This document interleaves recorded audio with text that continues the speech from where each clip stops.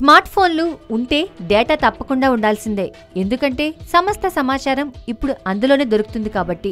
Bank లావాదేవీల కోసం, ఇతర ఆన్లైన్ సేవల కోసం డేటా లేనిదే నడవదు. అరచేతిలో స్మార్ట్ ఫోన్ ఉండాలే కానీ అన్ని లావాదేవీలు ఇంట్లో ఉండే నడిపించవచ్చంటున్నారు నిపుణులు.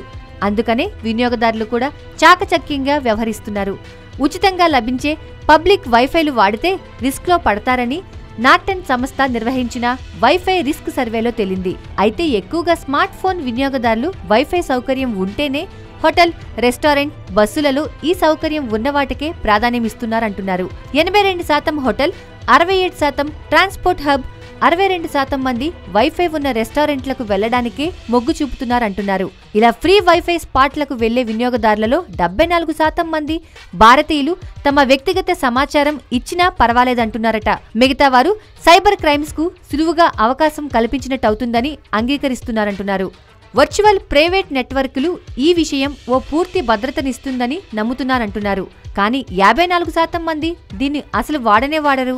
ఇందులో 8% మందికి అసలు వర్చువల్ ప్రైవేట్ నెట్వర్క్ గురించి అవగాహన లేదని చెబుతున్నారు. వైఫై వినియోగించే వారి అలవాట్లు, ప్రవర్తనలు సర్వేలో వెల్లడయ్యాయి. వీరిలో 48% మంది వైఫై నెట్వర్క్ యాజమాని అనుమతి లేకుండానే వాడుకుంటున్నారని చెబుతున్నారు. 18% మంది పాస్వర్డ్ను అంచనా వేసి హ్యాక్ చేసి లాగిన్ అవుతున్నారు.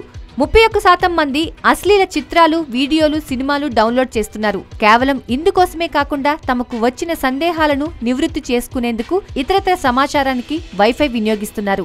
వీరిలో 44% మంది కార్యాలయంలో, 49% మంది హోటల్, హాస్టల్లో వైఫై వినియోగిస్తున్నారు. చాలా మంది మొబైల్లో డేటా లేకపోవడం, ఉన్న అత్యవసరం కోసం అట్టిపెట్టుకుని ఉండటం వంటి కారణాలతో వినోదం కోసం ఉచిత వైఫై కోసం 73% మంది వినియోగిస్తున్నారు.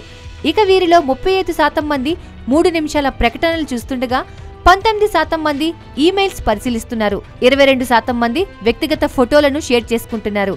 ఆన్లైన్ డేటింగ్ ప్రొఫైల్స్ 16% చెక్ చేస్తుండగా కాంటాక్ట్ లిస్ట్ 19% మంది చూడటం, సోషల్ మీడియాలో పర్సనల్ ప్రొఫైల్స్ ఎడిట్ ని 19% చేస్తున్నారంటున్నారు. పబ్లిక్ వైఫైలు వాడినా మొబైల్లో సెక్యూరిటీ సాఫ్ట్వేర్ తప్పనిసరిగా వేసుకోవాలని చెబుతున్నారు నిపుణులు. వర్చువల్ ప్రైవేట్ నెట్వర్క్ నే వాడకందారులు వినియోగించుకోవాలని, హ్యాకర్స్ ఎన్క్రిప్ట్ చేయకుండా అంతర్జాలం నుంచి వచ్చే సమాచారం, మొబైల్ నుంచి వెళ్లే సమాచారానికి ఇది రక్షణగా ఉంటుందని చెబుతున్నారు. వెబ్సైట్లు వినియోగించేటప్పుడు HTTPS ఉన్న వాటిని చూడటం మేలు. వ్యక్తిగత సమాచారం షేర్ చేసుకోకపోవడమే ఉత్తమం. పాస్వర్డ్స్, బ్యాంకు లావాదేవీలు, ఫోటోలు పంపడం వద్దే వద్దు అంటున్నారు నిపుణులు.